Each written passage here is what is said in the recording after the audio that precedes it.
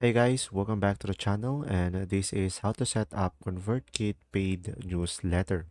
So guys, I made this table over here so we can dive in deeper. So first, just simply connect your ConvertKit account to your bank account using Stripe. And after that, guys, just simply go ahead and go to the homepage of ConvertKit and go to the Earn tab on the menu. And from there, you should be able to see the Products tab.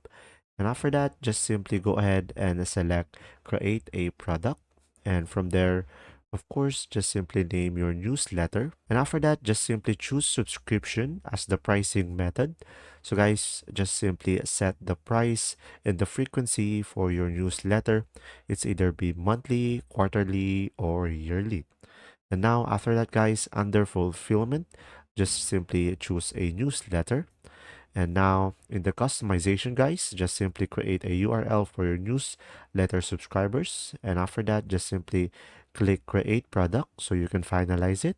And just simply customize your newsletter product page so you can match your branding and offers and just simply promote and market your product over here and just simply provide all of the necessary information needed in order for you to boost your sale. And after that, guys, once you have done all of that, just simply share your paid newsletter offering through ConvertKit tools or your website.